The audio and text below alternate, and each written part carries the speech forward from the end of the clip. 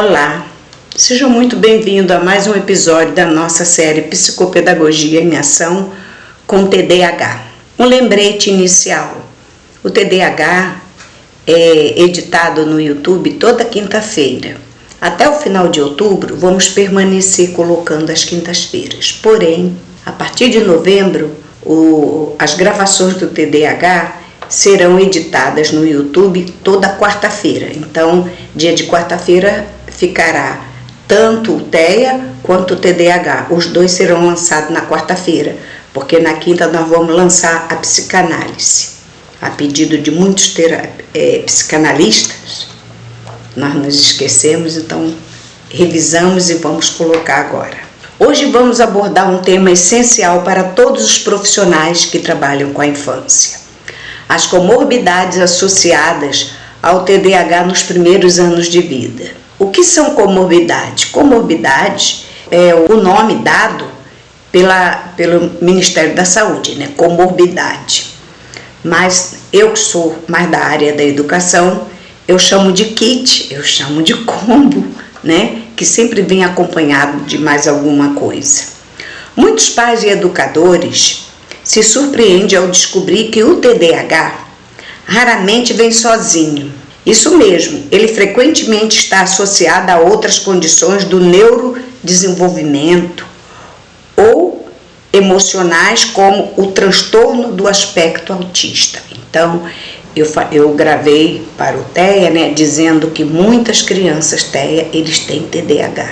E agora eu estou dizendo que muita gente do TDAH é TEA e não foi diagnosticado ainda. E temos também o transtorno opositor desafiador, que este é terrível. E quadros de ansiedade, criança com transtorno de ansiedade e outras questões mais.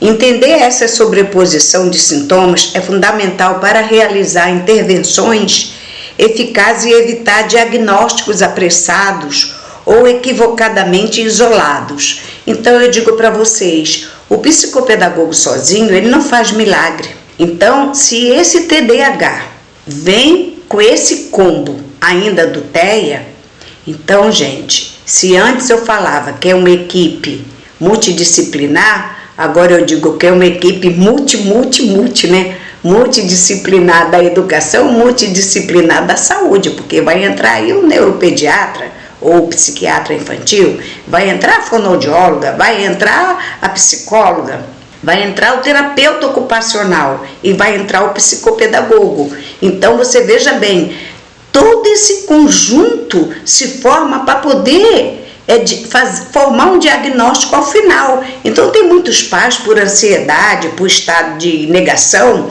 eles chegam, acham que vão pagar, eu lhe dou R$1.000 para você fazer. Não é R$1.000 um diagnóstico, né? É bem mais caro, porque cada profissional, por exemplo, eu vou levar 3 meses,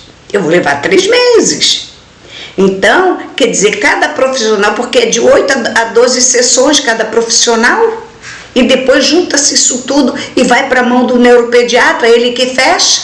Então você tem a suspeita, da suspeita vai para a triagem. Então os profissionais, cada um vai fazer 3 sessões para fazer uma triagem.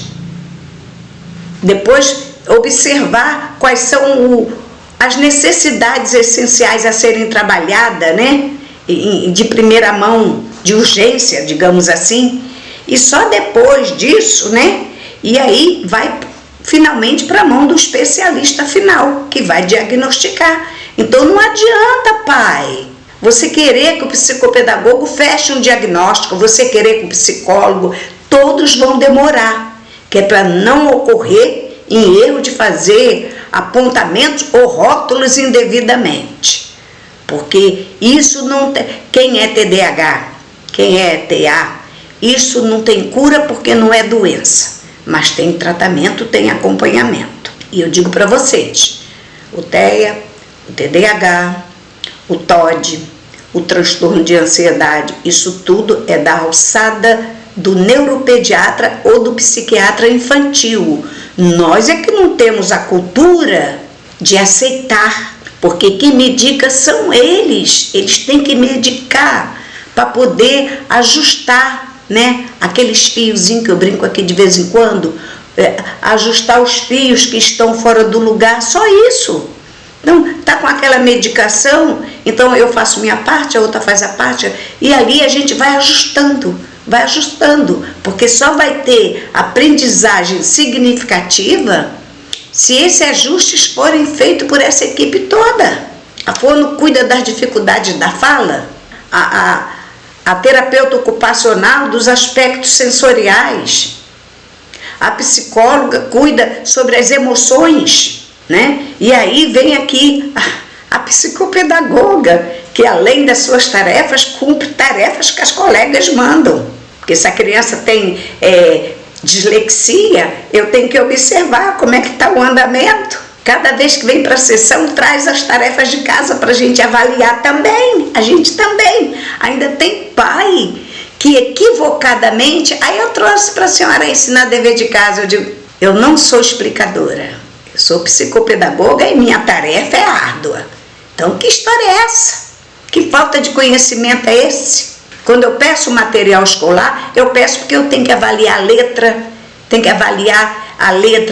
avaliar os acertos, os erros, entendeu? O entendimento para poder o meu trabalho fluir melhor. É isso. Então, entender essa sobreposição, é sobreposição porque é uma condição com mais uma, é um somatório, né? É um somatório. Eu já atendi criança que tinha esses três ou um outro, era TA, era TDAH, era TOD, ainda tinha um transtorno de ansiedade, tinha isso tudo. Nossa, foi muito trabalhoso. Ficou comigo quase um ano. Depois eu pedi que procurasse, não que eu me recusei, mas porque a criança vinha de muito longe aos sábados. E eu não gosto de atender sábado, já trabalhei muito sábado. Então eu abri uma exceção. Aí eles levaram para um local mais perto da casa deles, só por esse motivo, mas quando já estava bem encaminhado que eu fiz isso.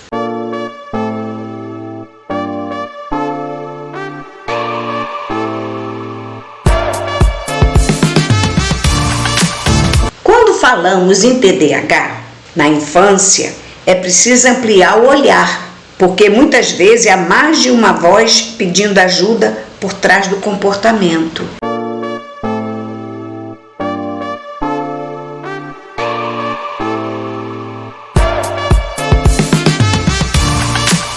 Nossos objetivos: explicar o que são comorbidades no contexto do TDAH. Entender o que é comorbidade, ou kit, ou combo, é um conjunto, né, de condição que deve ser respeitada, acolhida, cuidada, acompanhada, para que a criança tenha o seu desenvolvimento e adquira leveza no seu viver. Leveza para a escola, leveza para o psicopedagogo, leveza para os pais que precisam tanto. Vocês não têm noção que leveza que eu falo com vocês, porque eu já declarei aqui que eu criei um TDAH. Então disso aqui eu entendo, e muito, além dos alunos que eu tive. Então, e de estudo, né, gente? Estou brincando aqui, mas meu filho é TDAH. Já está velhinho, né? 43 anos, já está velhinho. Então, apresentar os principais transtornos que podem estar associados nos primeiros anos de vida. Diferenciar os sintomas do TDAH daqueles de outras condições. Orientar sobre o papel do psicopedagogo no apoio e encaminhamento adequado. Eu vou brincando aqui e vou soltando para vocês. Ressaltar a importância do trabalho interdisciplinar e da escuta cuidadosa da família, porque, em primeiro lugar, é essa acuidade auditiva, a acuidade perceptiva, sabe? É um cuidar com a acuidade, aguçar todos os seus instintos para observar.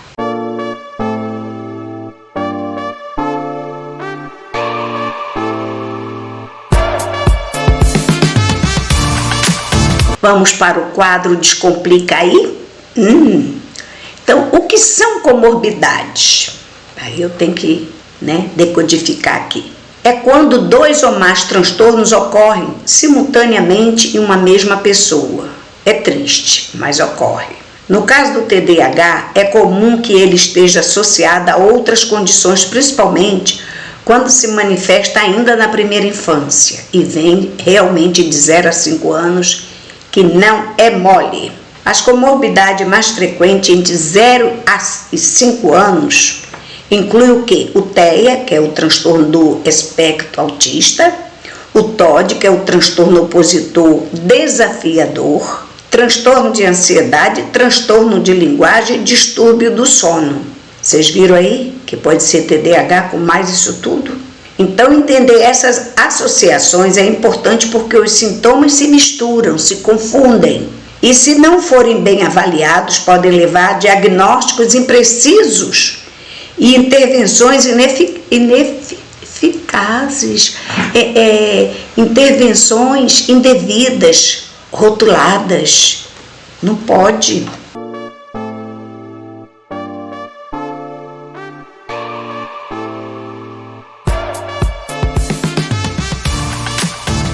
Desenvolvimento dos nossos tópicos principais. Tópico 1, TDAH e TEA. Semelhanças e diferenças. Vamos lá. Quais são as semelhanças? Dificuldade de atenção, que é o déficit de atenção, tanto um quanto o outro tem. Hiperatividade ou agitação motora, os dois lados. Hiperatividade ou agitação motora, que os dois têm esse lado. Respostas emocionais intensas, sem filtro, que eu quero dizer. Diferenças. No TEA, há comprometimentos na comunicação social, no interesse por relações e comportamentos repetitivos. No TDAH, o foco está em atenção, impulsividade e autorregulação. Tem diferença e muita. Atenção. Algumas crianças têm os dois diagnósticos, comorbidade, TDAH e TEA. A intervenção deve considerar ambos os perfis e trabalhar, se possível, separadamente, né? Tem que dar atenção para um lado e para o outro lado, né?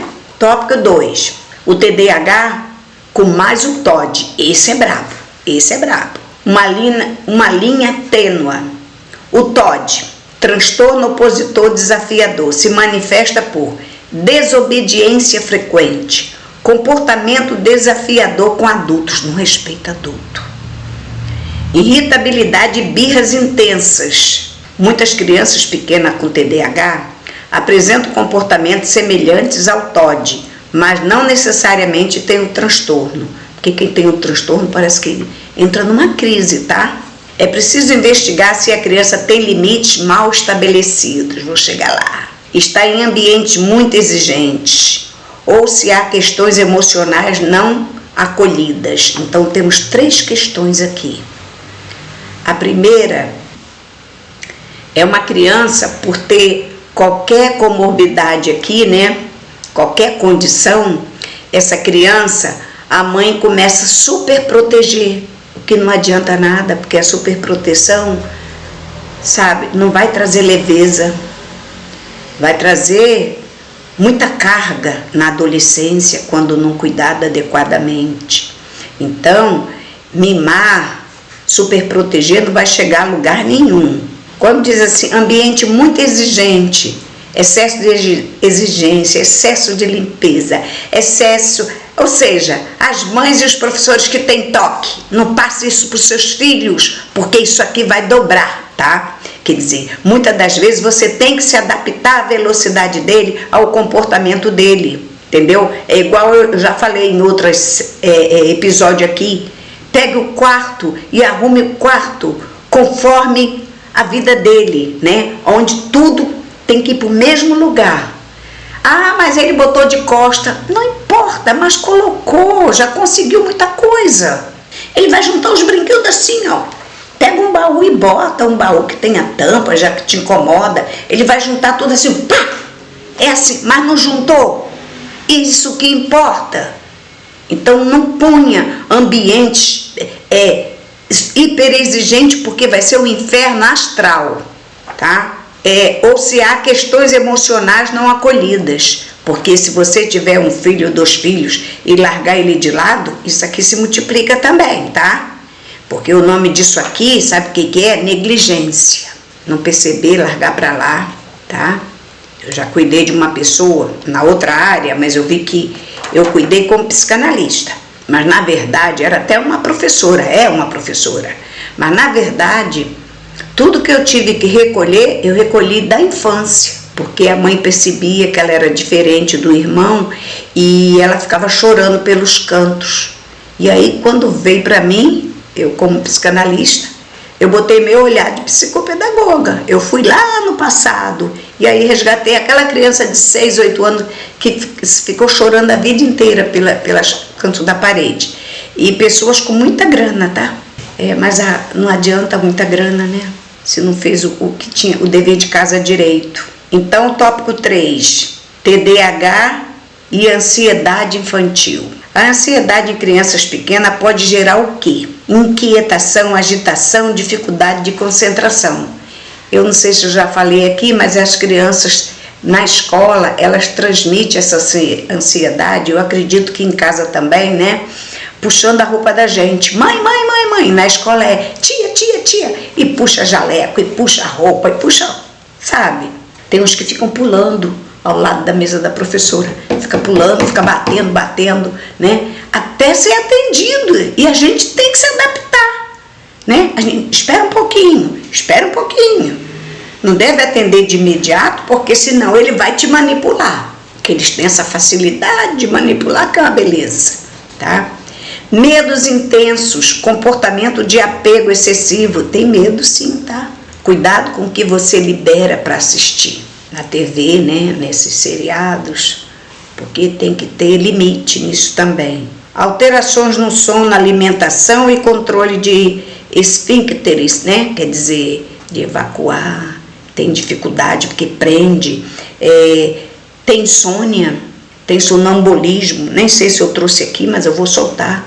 Ou já soltei. Tem sonambulismo também. Sonambulismo desaparece, tá? Chega assim, 14, 15 anos, vai embora. Às vezes a criança é rotulada como TDAH, mas o que ela vive é uma ansiedade não identificada. Porque a ansiedade leva muitos caminhos, tá? O psicopedagogo precisa escutar a história da criança, entender o ambiente familiar e escolar e observar sinais sutis de medo, insegurança ou sofrimento emocional. Então, o psicopedagogo precisa escutar a história da criança, entender o ambiente familiar e escolar e observar sinais sutis de medo, insegurança ou sofrimento emocional. Eu acabei de citar aqui o caso que eu atendi no consultório como psicanalista de uma professora de 30 anos, né? Que eu precisei resgatar a criança. Então, eu trabalhei como psicopedagoga, usei as ferramentas da psicopedagogia e fui achá-la lá em 6 anos de idade, ela escanteada pela mãe, negligenciada, o nome disso é negligenciada. É uma professora hiper inteligente, passou em concurso e tudo, mas tem um transtorno de ansiedade, vocês não imaginam o que ocasionou aquela negligência. Foi uma coisa muito grande. Tópico 4. A importância do olhar integrado e cuidadoso. Crianças entre 0 e 5 anos estão em intensa fase de desenvolvimento e amadurecimento. É por isso que esse olhar, né, essa escuta com acuidade, que a psicopedagoga aqui está falando, né, é super importante. Muitos comportamentos considerados sintomas podem ser respostas ao ambiente ou ao contexto emocionais específicos. Essa questão que eu coloquei, né? Então, o psicopedagogo deve o quê? Observar com profundidade e sem pressa. Aqui vai o recado para os psicopedagogos, né? Que estão iniciando. Evitar rótulos. Evitar rótulos é para o psicopedagogo, para o professor e para os pais, né? Trabalhar em parceria com neurologistas, psicólogos, terapeutas ocupacionais e fonoaudiólogos. É o que eu mais estou dizendo aqui. A gente trabalha numa rede, no cruzamento, né? A teia de aranha, ó. Né? É sistema de rede mesmo, né? Senão não chegamos a lugar algum. Eu já coloquei aqui, a ciência ainda está muito atrasada nesse quesito. Você me desculpe que eu tenho uma cabeça lá na frente. Já falei com vocês que eu sou TDAH, né? Então, a minha cabeça está sempre lá no futuro. Aí, para eu trabalhar aqui, eu foco, eu tenho que focar. Então, o que acontece? Na minha cabeça, né? A minha cabeça é uma cabeça muito de polvo. né?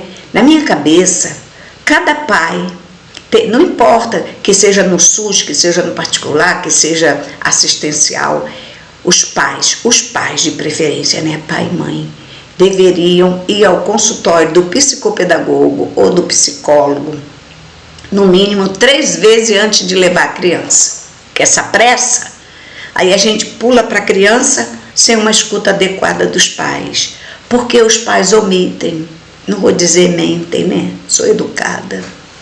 Os pais omitem, com vergonha, em estado de negação. O pai tem estado de negação, 1000 vezes mais que as mães. As mães aceitam, choram, se descabelam. Então elas também precisam ser ouvidas, acolhidas, com empatia. Então eu particularmente, né, eu queria que todos os pais viessem aqui no mínimo 3 vezes. Aí depois eu começaria a cuidar da criança. Porque ali eu vou detectar o que foi dito e decodificar o que não foi dito, que é bem mais profundo. E aí a gente já vai para a criança com 50% em andamento, sabendo aonde vai atuar. Vocês entenderam? É nesse quesito que eu sou uma psicopedagoga de cunho muito exigente. Apoiar a família com informações claras e empáticas, lógico, é isso que eu estou falando. Então, o pai às vezes, ele fica no consultório a primeira vez e quando você vê a consulta acabou, mas ele já trouxe o filho para a gente cuidar e não é para trazer, é para vir sozinho. Aí o pai fica em estado de negação, aponta o dedo para a cara da mulher, diz, isso é da família dela, vai lá. Mas não olha para si, né? Não olha para si. Entendeu? Porque aqui, quando chega aqui, eu passo o raio-x e eu vejo de quem é. De quem é a questão, né? Porque se já tem ali, já está o mostruário pra gente, né? Mas a gente não vai trabalhar os pais, a gente vai trabalhar a criança.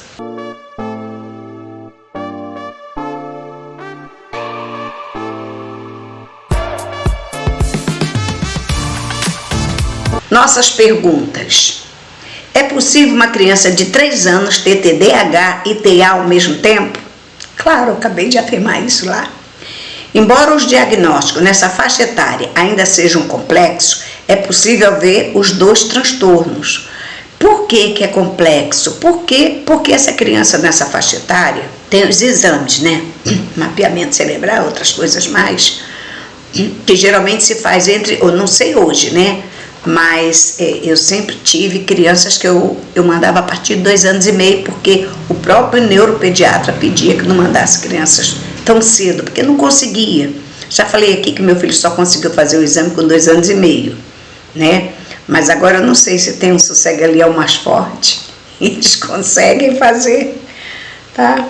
É importante realizar uma avaliação criteriosa e multidisciplinar, considerando o histórico familiar, o desenvolvimento e o comportamento da criança. Então, são 3 momentos a serem observados. Como diferenciar TDAH de ansiedade em crianças pequenas? Embora os sintomas possam parecer semelhantes, agitação, desatenção, na ansiedade há medos, preocupações ou insegurança muito presente. Então, uma criança de 3 anos apresentar isso, ter medo de tudo, então, aqui eu vou até abrir um parêntese. Não crie seus filhos dizendo assim, eu vejo mãe no mercado, aí eu fico assim, quase costurando minha boca, né? Porque você, com tantos anos de experiência, você vê os pais falando em fila de mercado e coisa assim. Fica aqui, senão o velho do saco, sabe aquele velho lá e aponta para qualquer terceira idade lá no mercado, diz que é a sacola do homem para levar ele. Olha, eu tenho vontade de dar um cascudo naqueles pais que fazem isso, não é? Então, até hoje, os pais colocam esse pavor nos filhos, porque ele não tem segurança, tem que ter firmeza no ato de educar e não usar esses termos. Então, muitas das vezes as crianças pegam pânico com isso, na hora de dormir tem medo, porque o pai fala do velho do saco, fala não sei mais quem. Gente, eu escuto muita besteira, entendeu? Eu digo assim, nessa hora eu queria estar com um tampão na orelha para não ouvir, porque eu juro que eu tenho vontade de me meter, mas não devo, né? Aí vem aqui. TOD é falta de limites? Muito confundido, tá? Não. Embora a falta de limites contribua para comportamentos desafiadores, o TOD é um transtorno de base emocional e comportamental, principalmente comportamental. Então ele não pode ser, o TOD não pode ser desafiado, um tantinho assim, porque ele vira um dragão e parte para agressão, sim, entendeu? Já teve uma situação aí, tem uns 3 anos, 4 anos, uma situação que vocês devem ter visto, de uma criança na Baixada Fluminense que virou armário. Ele devia ter, não sei, uns 8 anos, coisa assim. Ele virou armário, ele jogou tudo fora, e ali eu escutei muita besteira, né? E por acaso eu tinha uma aluna na época que ela, isso tem mais de 4 anos, uma aluna na época que era dessa escola e trouxe o assunto para mim, assim fresquinho. Aí eu coloquei para ela, eu falei, aquele menino é tódico mais alguma coisa, porque o TOD, quando chega no seu limite, não enxerga nada na frente. E com tratamento, isso tem uma tendência, quando chega na adolescência, esse TOD vai embora, tá? Uma boa sugestão para vocês. Uma vez cuidado, se não cuidar, piora, tá? Então, por isso, observou aquela criança que o pai tem maior carinho e ela pega coisa assim, esse mouse aqui, ó, taca no pai, taca em outra criança, taca na avó, xinga tudo quanto é coisa. Na escola, tem escola que até manda embora a criança, tá? Porque ele não tem recurso, tem que ter estudado muito, entendeu? Eu cuidei de uma criança com TOD, eu fiquei uns 4 meses lendo livros, eu ia dormir tarde lendo livros, o livro do psiquiatra, tá? Para entender, porque isso é a linguagem do psiquiatra, não é do psicopedagogo, não, entendeu? Eu fiquei lendo livros para poder me apropriar, porque esses assuntos, mesmo com muito estudo, a gente estuda outras questões, né? Eu tenho outros estudos, eu estudei muitas questões, mas cada caso isolado aqui, vocês pegam profissionais que não dominam. Tem N profissionais que não dominam essas questões não, tá? Até porque não se interessam. Não viram na faculdade e também não querem aprender. Mas quando cai no colo, e aí, como é que fica, né? Então, quando veio cair no meu colo, eu já estava preparada, quer dizer, entre aspas, né? Tiquinho, uma vírgula. Então, exige intervenções estruturadas, empáticas e consistentes, e não punições ou julgamento. Quer dizer, porque o TOD, com o acompanhamento de um profissional, vai tendo leveza. Então, você parte do princípio, né? Se a criança chegar na adolescência assim, ele vai cavar o que para ele? Porque ele vai ver, tomar lá da cá, o mundo lá fora é assim, né? Então a escola vai tolerando, mas a sociedade não tolera não. Então tem que cuidar, viu gente? Isso é muito grave, muito grave. O psicopedagogo pode diagnosticar essas comorbidades de forma alguma. O psicopedagogo observa, levanta hipótese e encaminha. Nós fazemos triagem, levantamos hipóteses, né? Entendeu? E encaminhamos para avaliação com os profissionais responsáveis pelo diagnóstico. Ou seja, o neurologista, psiquiatra infantil e um psicólogo especialista, né? Porque não pode ser qualquer psicólogo, não. Pode não. Sua função é acolher, orientar e adaptar a estratégia de aprendizagem. Então, o tempo todo, o psicopedagogo é aquele que atua no campo cognitivo, atua na leveza, atua no campo da aprendizagem e que recolhe todos os retalhos dos outros profissionais e costura sua coxa de retalho, tá? Essa é a função do psicopedagogo.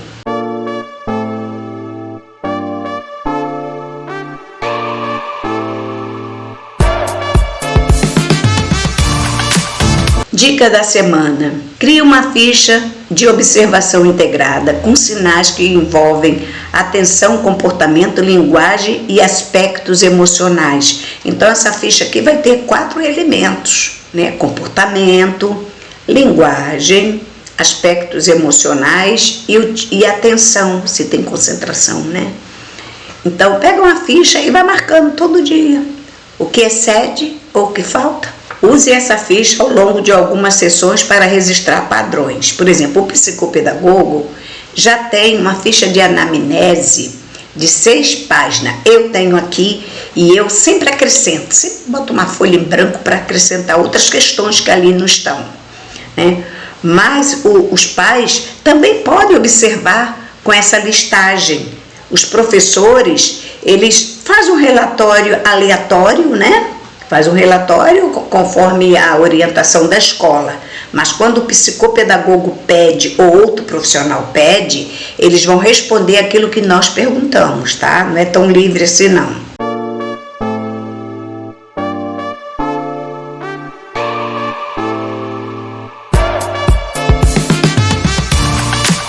Encerramento. Compreender as comorbidades associadas ao TDAH é uma tarefa essencial para quem cuida de crianças pequenas. Lembrando que cada criança é única e que mais importante do que fechar um diagnóstico é abrir espaço de escuta, acolhimento e cuidado integral, quer dizer, não pode fechar o olho nunca. Como psicopedagogo, somos parte dessa rede e nosso olhar pode transformar caminhos. A nossa obrigação é transformar caminhos, sim.